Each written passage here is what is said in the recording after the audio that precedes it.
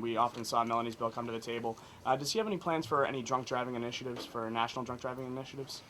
I'm not too familiar with the bill itself, but obviously my dad would do everything he could to help prevent drunk driving. I think it's something where typically people tend to get off a little bit easy, and he would fight to, I think, make the punishments harsher than they currently stand.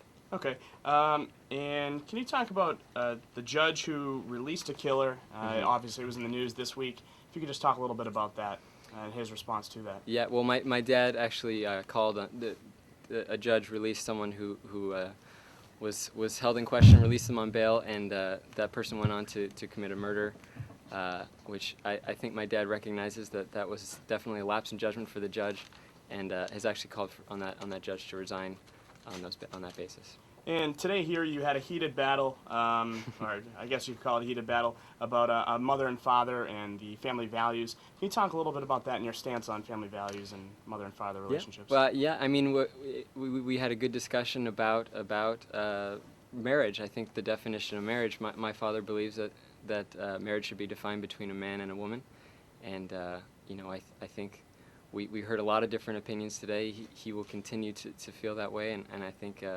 it's a very important issue for our day. But I want to hear more, I guess, about whose families, what are families, how do you define families, whose values get valued? I think, like we spoke about earlier, I think my dad's priority is strengthening not only our economy and our military, but strengthening our families. And I think he would define families as a husband, a wife, children, and it's his priority to maintain that those families remain intact. I think it's important to him that children growing up in this nation have a mother and a father, and that it's going to be very difficult to succeed as a nation, as a family. In so many children now being born out of wedlock, or being born into single mother or single father homes. So that leaves out a lot of people, doesn't it? Do you mean, define what you're thinking? I'm thinking that it defines family in a very particular and small and heterosexual way. You want to answer that? I mean, it does. It does. Yeah. Yeah.